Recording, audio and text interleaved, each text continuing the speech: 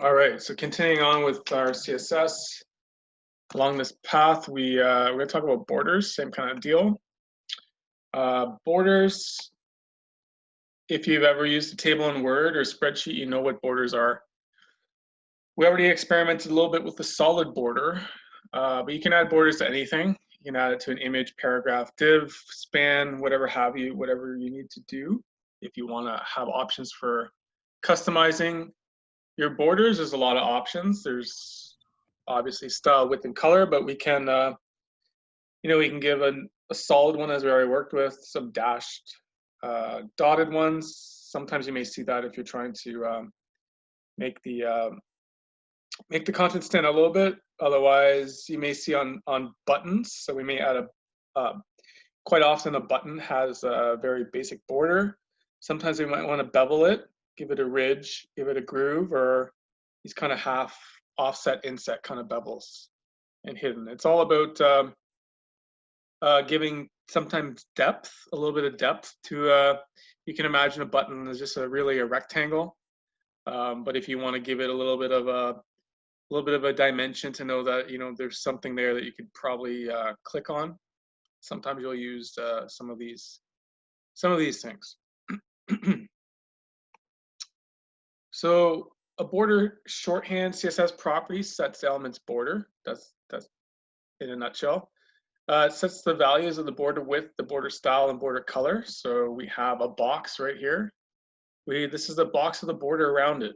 We kind of already talked about that, but how you would do it is you have a bunch of these different types of properties here. So this doesn't apply to all of them, but you may have a border solid. You may have a width and a style. So border is 2 pixels, dotted, style, color, offset, outset. It's kind of a half bevel with a color to it. Otherwise, you might have the width, style, medium. So you have a width of medium that's dashed in green. So we may have probably a better context if we try it out. All right, so if we have this situation here, each example I just talked about, if you want to check out this border with a dashed red border, we could do that. We could also have a 1rm solid color, which will do that. Let's see if we can edit that. Oh, copy. Want a thick double with a different kind of color around it. And then we have like a ridge kind of feel to it that kind of gives us this kind of ridge effect, which reminds me of HTML1 websites, to be honest. But, as you can tell, we're responsively changing this box here. It's pretty cool. If you look at the MDM, there's a lot of other properties there. And, as you get into some of the more formal definitions, there's a lot of different types of properties on there. The width, right, bottom, left, there's a lot of formal definitions if you care to really read into them. There's a lot there. But it does what it does. What's the difference between none and a hidden border? Well, there will be no border applied if it's none. If it's hidden, there may be some style definition to hidden for a browser. Like hidden may have some properties on it where, if you have by default a white page, there may be a bunch of borders around your elements that are white or transparent, and the border is still there, just not visible to the eye. So therefore, they basically exist in the markup. In some way, the browser itself knows that there's a border there and may actually apply, some type of default styling to that transparent border. Maybe there's some kind of padding around it or margin or something like that. So if there is none, then there's no border to speak of. The browser itself will basically skip over that element and mark it as something that has no border attached to it.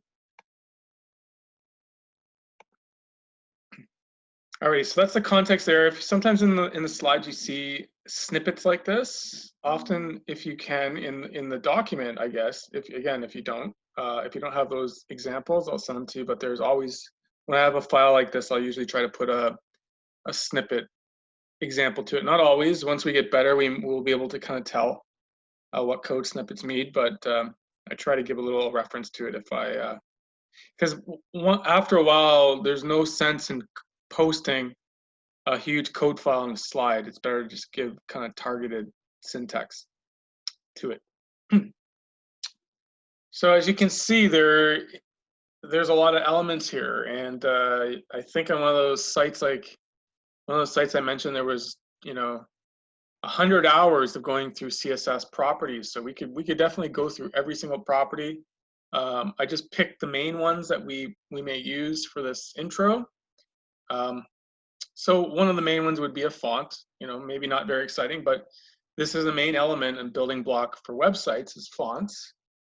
You've gone probably on many sites where they have very mismatched fonts, and it makes for a very kind of bad experience, to be honest. You want a consistent font, at least some kind of symmetry to your page and some kind of consistency. So fonts play a big deal. They come from font family, like boldness, size, and style of the text. There's two font family names, the generic family and the font family. The generic family is a group of fonts with a similar look, like serif, monospace. Font family is a font family name like Times Roman or Arial. And then here is some examples of these different kind of things. So we have, I always get them mixed up, to be honest, serif and sans serif. Probably not even really saying that correctly, but serif is Times Roman in Georgia. They have small lines at the end of some characters, these little tiny lines at the end of the character. Arial sans serif, sans means without, so it means these fonts do not have those lines at the end of the characters. Monospace fonts all have the same width to them.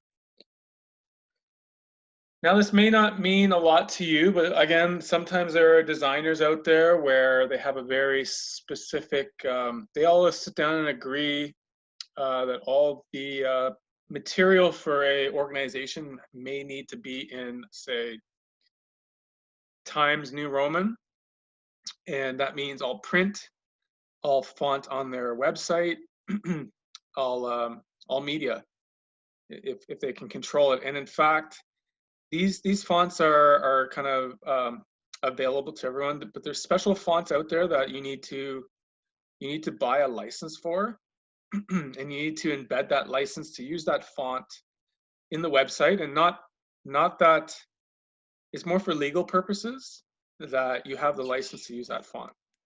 If that makes sense at all.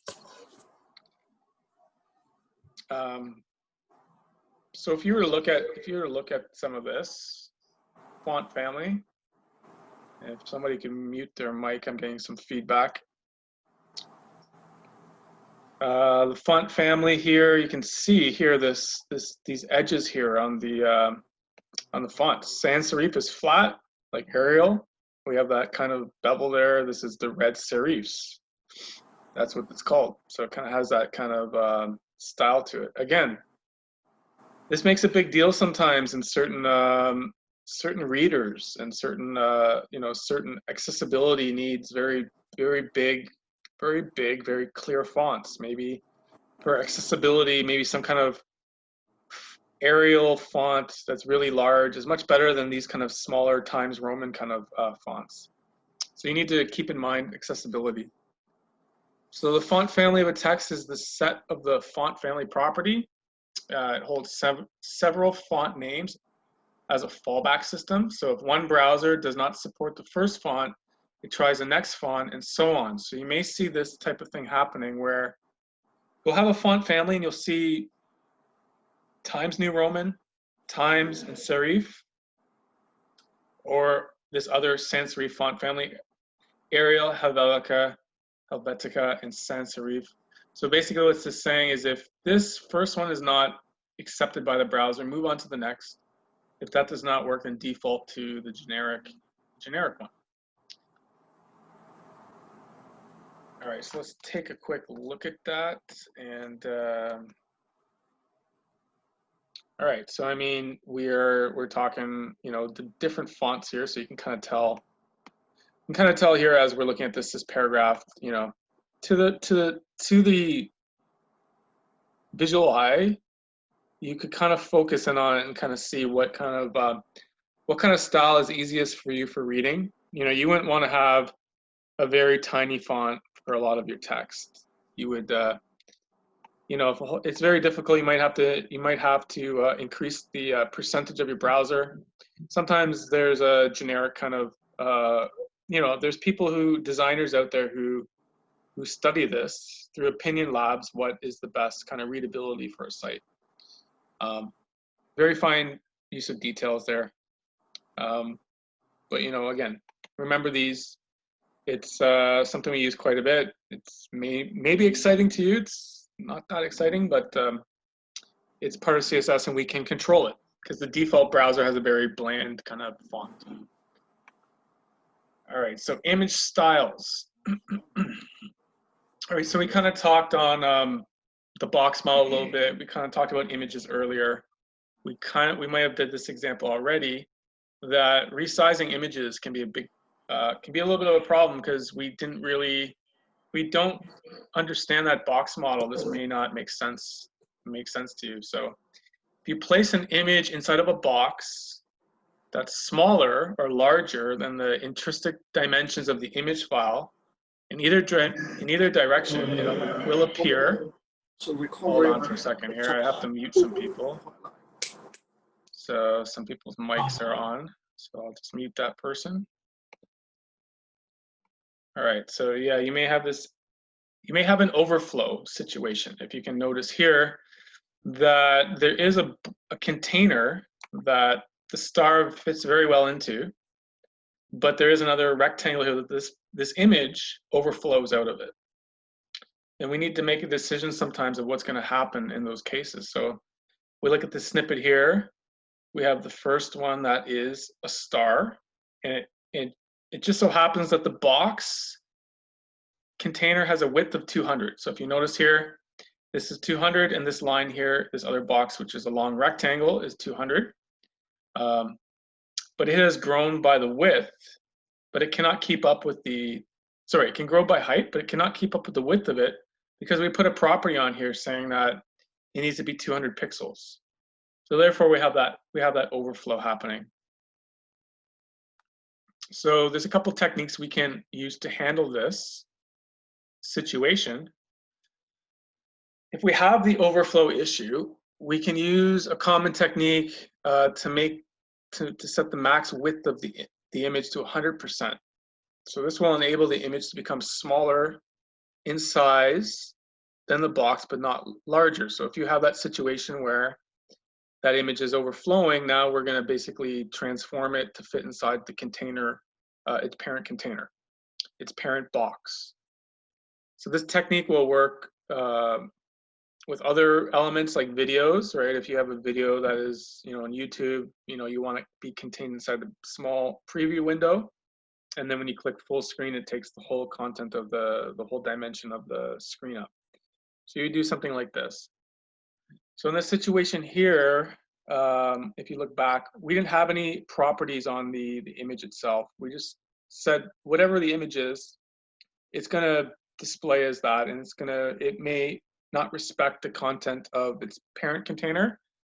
So here we need to put a little bit of, again, going back to that first discussion we had earlier, is on the website we were looking at. We have a height of 100% and we have a width of 100%. So by putting that on the image itself, it's going to say that if the box container is 200 by 200 pixels, it's going to fill out 100% of that container. So it'll be contained inside of that parent element. So that was going back to our situation here, where we had this picture here. And if we look at the element here, we can see that happening somewhere at some point. It says the banner image style that is applied to that image. So if you look at this HTML tag, right there. The class is called banner image. We have an attribute called source, which is a relative path. It has some alt tag information that's in French, but it has a max width of 100% with an absolute position. So if we remove that width or change it, if we, again, put it to 50%, it's going to be 50% of that, should be 50% of that box, but right now, I think I removed the percentage. So what happened here? 50%. What happened? There it is. Okay. So it was not going to respect anything that didn't have a unit to it. It needed a unit. So now it's 50% of the parent container. Again, if we put it to 500%, now we're getting, I guess it has a max width on it up somewhere at some point. So 20% and then 1%, 10%. And if you ever look at a site like this, we are dealing with a lot of markup, right? Our files that we're looking at are very small, but this is a large file. This is a large page with lots of HTML elements, and there's a lot there that's collapsed as well. In fact, you could take a look at this. A lot of it has style width 100%, most likely to solve this overflow issue that we were talking about. So let's take a look at another example. From the MDM, we have other ways that we can also tile images. So we can do a lot of different transformations of images. You can look at some of this if you're interested. Taking one image and tiling it across. There's some CSS there if you want to look at that. Tiled background. You can stretch images, right? So you can kind of distort things. Scaling an image up, meaning you may take a small, tiny image and blow it up, but then you lose resolution on the image itself.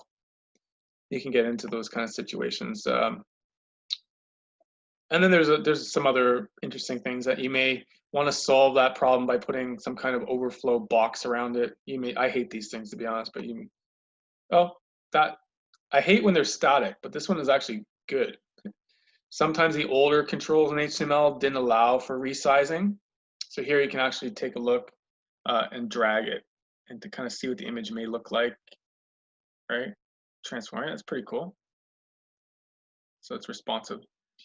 So anyhow, there's a lot of different things you can do with images if you dig into some of these things and how you can resize the background. Right on. So that's what that context was. Dealing with the overflow, max width, important. And then another thing you can add is a box shadow. Again, we're getting into really nicer kind of styling effects you can use. And again, there's a whole animation and transition library that you can, when you get good at CSS, you can do a lot of things like that. I'll dig up something that is purely in HTML5 and CSS. That's quite cool. Now that I'm talking about it, I'll just some really nice little things you'd be surprised that you could build with CSS. And I'm talking about animations. But for box shadows, use shadows to add a sense of depth to images. The box shadow property adds a shadow effect, which is this shadow here, as we can see on the edges of the corner of this picture. It's a nice little kitten. So it's around the frame, and you can set multiple effects separated by commas. So this box shadow is described by XY offsets relative to the element. So if you see here, if you didn't know the documentation, you wouldn't know what these meant, but they respond to the offset X, Y, blur radius, and color. And I'm sure if we look for a box shadow editor in, maybe I already have the link, maybe I already have it. Let's check. I think I did. That's why I started talking about it. Let's take a look.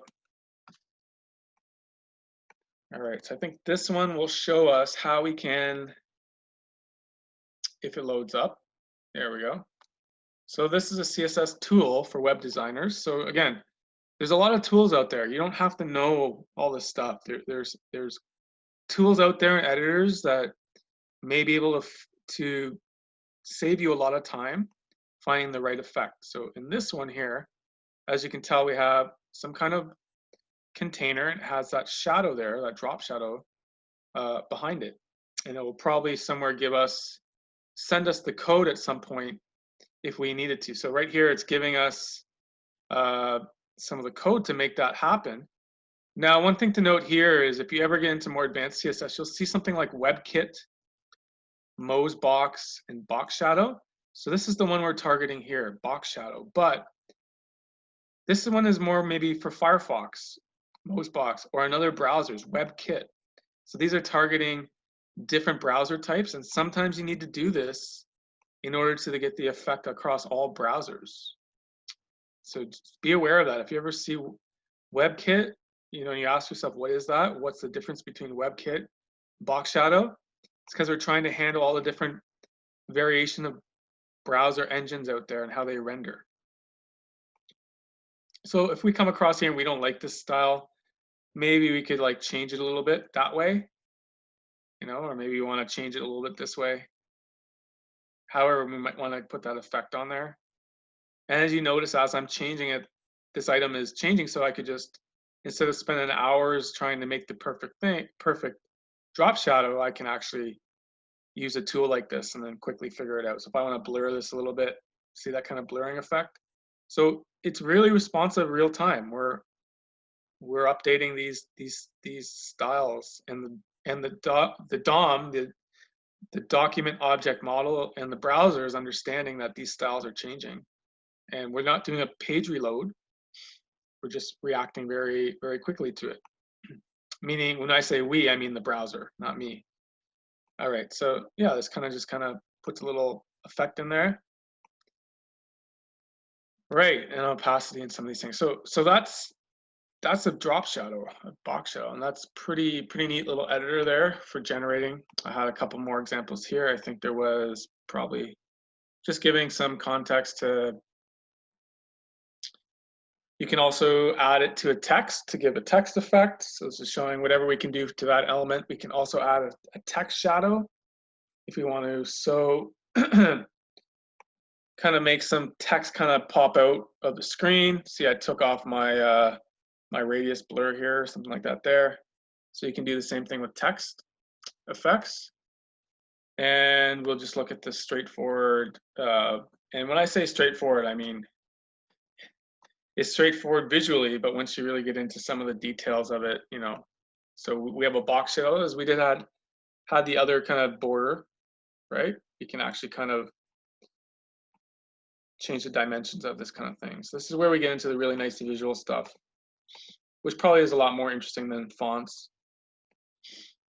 All right, so again, take a look at the syntax if you want, and again, it's a long read. We don't need to go over all of this stuff, but yeah, the MSDN, again, just search the box shadow and take a look at some demos, and there's other properties in there that we may be interested in. All right. All right, box shadow. Next topic is going to be style sheets, how to use a style sheet, and then we'll follow up with that box model itself and how to do that. All right, so we've talked so much about all these different types of selectors and how we have control over all these elements and adding style to our page. But we may reach a point in our development where there's just a lot, there's 1,000, say there's 1,000 lines of style that you have in your web page, and it's getting very unmaintainable. The file itself is 5,000 lines long, including CSS and HTML. And we have a bunch of styles in there we may need to extract, and we may need to reuse on other pages of the website, because remember, we might have a multi-page website. So we may need to create a global style sheet for that. And then it's just how we organize our code. We may need to further extract some of those global styles out into a smaller file. Maybe you have a situation where you have a style sheet geared towards buttons only. So a style sheet's a way of kind of organizing all of these styles for your site in a way that you can globally share all these things. So What is a style sheet here? What if you wanted to use the same CSS on more than one web page? You could just copy all of the CSS from one file and paste it into another. You could do that, but that seems like a lot of extra work and it doesn't scale well. Copy paste happens a lot, but what happens if you decide to make changes later? That is a big problem. You would have to go back to every copy of that CSS and make that change. And then you run into a situation where you might have those styles on 100 different pages. Now what do? You have to do a control replace against all those files and manually edit, yes. But then you don't know if you truly are replacing that style or not, what the context of it is. So you get into a lot of, you get into visual bugs, visual defects, problems across your site. So the process would be, so that process works, but it's not recommended. Instead, you should probably write all your CSS styles into a style sheet and then link that into your HTML. And it's definitely a call for the designer and developer. I can tell you sometimes when I'm working really fast, I just put style inline and I know later on after the development process, we'll put it up in a style sheet or we'll reconcile that work. But sometimes you need to be fast, and it's perfectly fine if you have a very small page, and it's perfectly fine to put those styles inside of the style tag in the header. That's fine. But if you have a website that grows, then you need to be looking bigger scale. And then when you're looking at a bigger scale and the bigger picture, it makes more sense to make global styles. So there's a couple questions there. Let me just get to them. All right, so we had, sometimes I cannot see if you have your hand raised when I'm in full screen.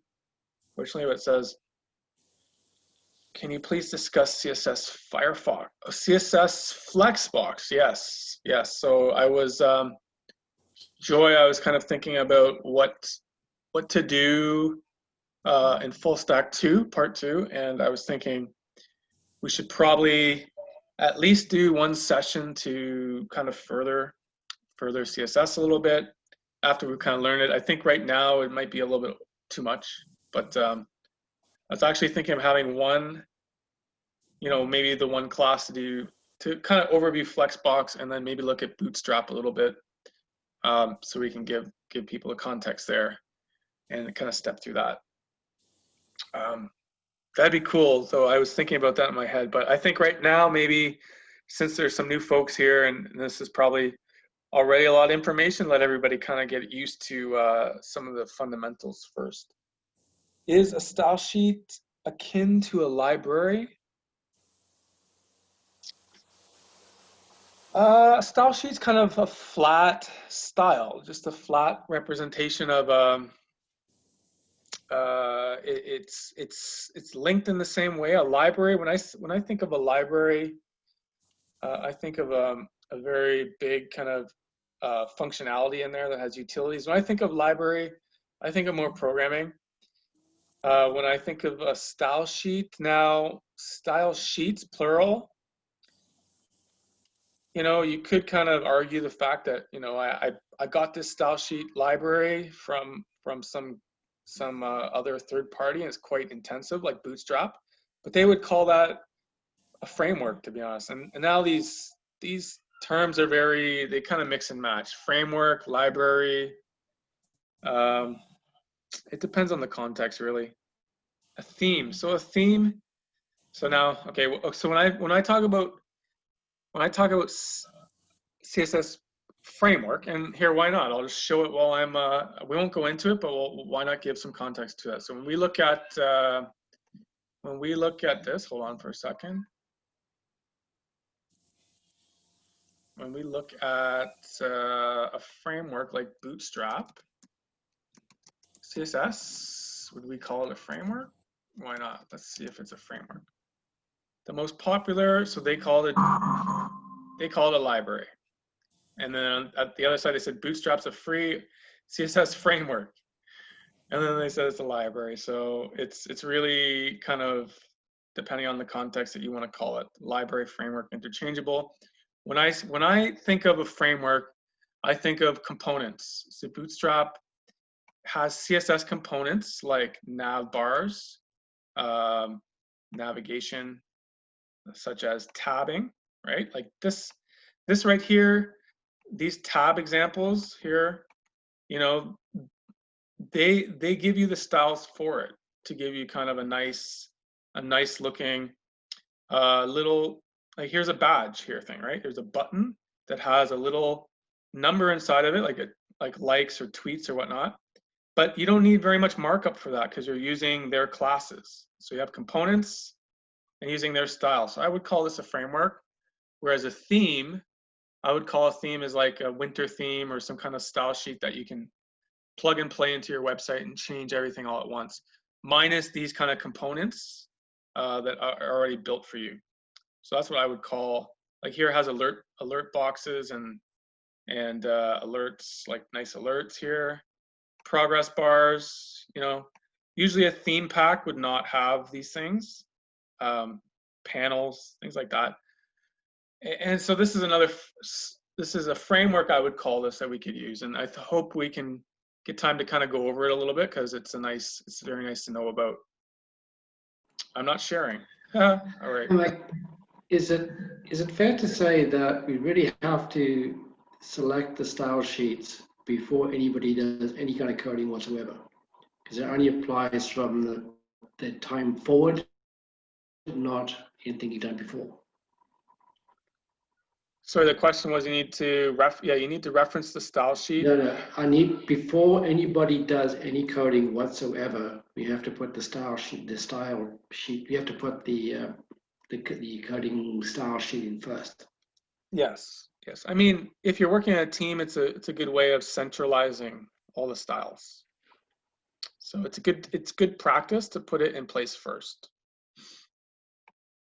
So sorry, I was not sharing my screen at the moment, but this is Bootstrap. And what I'm saying is it has these widgets built in, like a drop-down control. It has all these types of nav bars built in, tabs. And if you notice, there's not much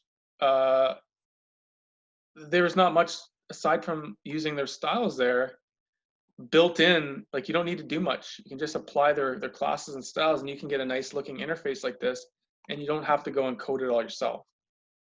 And there's a lot of nice little things like this. To my point, I wasn't sharing, but this is a badge. Like in Twitter, you have a count, you know, and these kind of things. But it basically takes our HTML elements and applies their styles to it in a way that does a little bit more, because it basically will know how to read this, right? If you put that on a regular page, it would not appear like this. And there's a lot of other kind of different widgets you could use in Bootstrap that makes it really nice to use and very easy. And to be honest, if I was going to go and do a project where I had to make a UI, I would probably just use Bootstrap because it saves me a lot of time. So, and it's a CSS framework. HTML, CSS, at least they add JavaScript to it, but it's a framework. It takes care of all that responsiveness against the mobile devices and all of that. Has theming to it. So, I mean, hopefully, it's kind of a long answer. I hope to show some Bootstrap and step into that, along with Flexbox in part 2 of full stack. All right, but stepping way back is we're still just talking about that single sheet, because we've only been doing inline styles. We can explode after we get one sheet. We can create many global styles and many different types of style sheets. Sites will have many. To be honest, you may have a big directory of style sheets. So a style sheet is a file containing the code that describes how your elements on the web page should be displayed. There's no different to what you've been doing. There's nothing different except the CSS lives in a different file.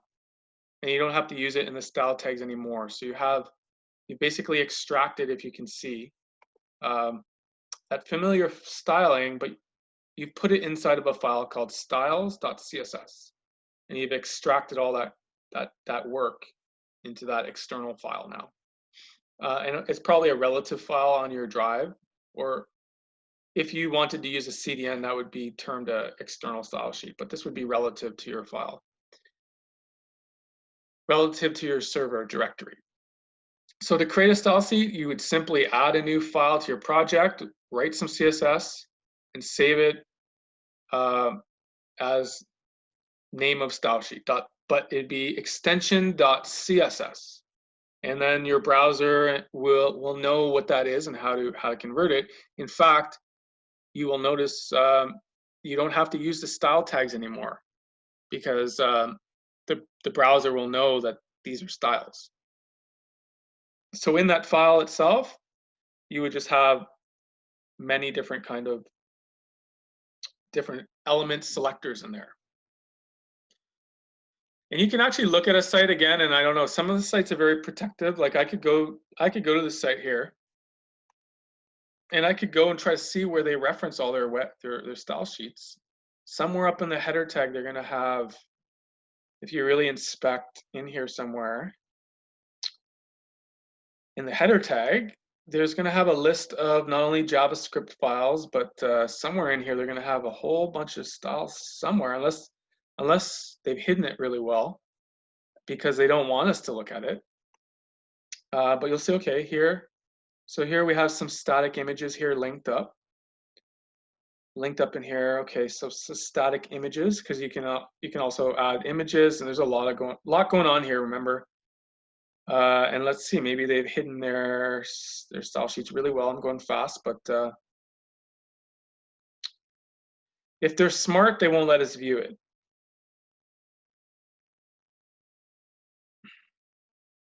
And maybe they have, and that's a good thing. Okay, so style.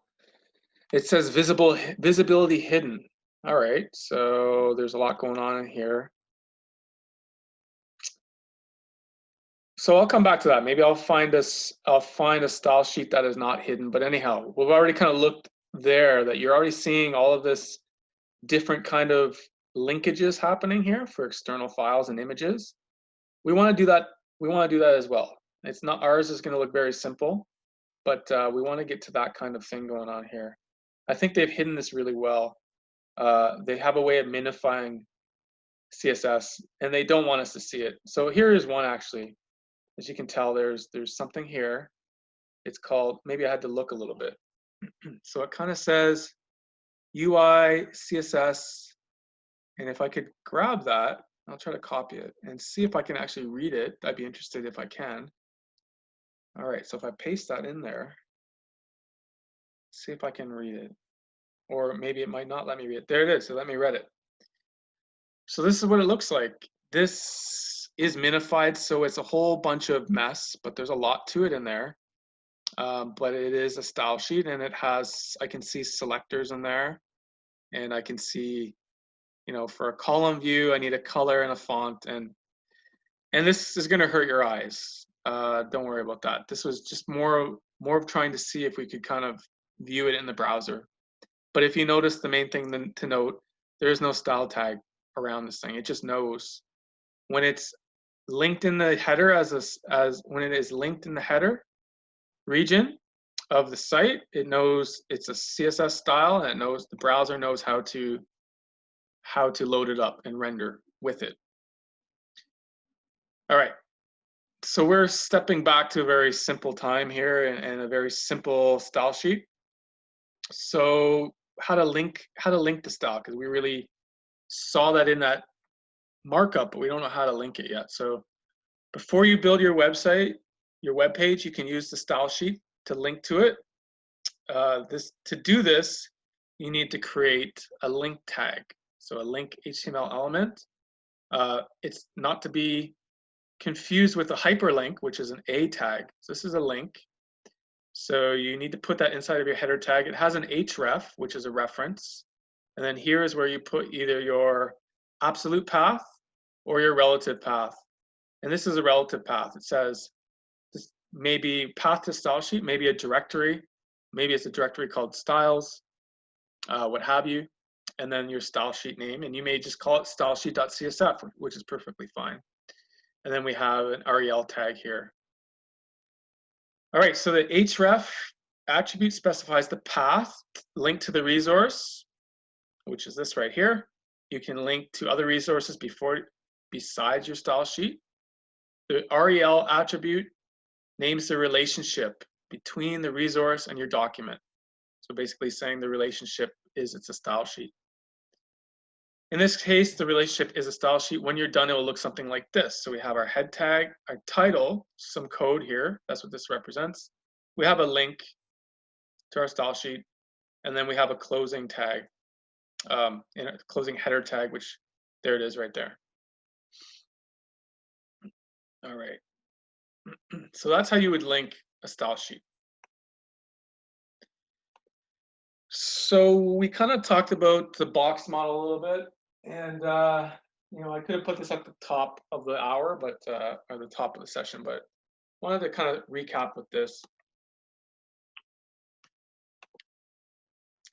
So this is the CSS box model, and you may have noticed already, got the feeling of it, but all elements, HTML elements, can be considered boxes. In CSS, the term box model is used when we're talking about the design and layout. The CSS box model essentially is a box that wraps around every single element, whether it be paragraph, image, button, what have you. It consists of margins, border, padding, and the actual content. And it's very good to visualize this because, and myself will forget this, you will see something on the element like padding, and you'll sometimes the border will, most times the border will be invisible or hidden, and you just have an element floating around. Maybe the element is some kind of drop down or text or something. You forget that the border is there, but you always struggle between padding and margin. And padding and margin will give you space between the next objects. Say you have some kind of image above it, and you need to push down the drop down control, so you have to play with the padding and the margin to make up that space. And sometimes when you are debugging, you just throw a border around things to see what's going on, what's happening. Sometimes the borders will overlap, and that will mean that spacing is off. So it's a tricky sometimes to kind of get the right spacing in. Margins and padding, this is what you need to remember, is that they're kind of layered on top of each other. So everything in CSS, it can be considered a box around HTML elements. Parts of the box, which we kind of already went over, was a different representation of this. We have the content, we have some padding, we have this border and a margin to make it up. So making up the box in CSS, we have the content box. This is the area here where your content is displayed, which can be sized using appropriate height and width. Maybe your content is an image or a video. We have this padding here. So the padding sits around the content as white space. It can be controlled using padding. So it's the space between the border and the content itself.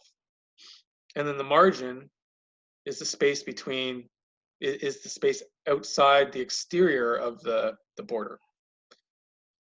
So the padding sits around the content as white space, as we said, controlled by the padding. Border box. The border box wraps the content and any padding. And I forget this sometimes. Its size and style can be controlled by using the border properties. So if we wanted to do a dash, solid, or increase the width of it. And then the margin box, the margins. So when you hear margins, you guys think of margin box. It's the outermost layer wrapping around content, padding, and the border as white space between the box and other elements. So sometimes there's other elements. People will try to expand the padding to give that spacing, but really you're pushing up borders to borders. It's better to work with a margin.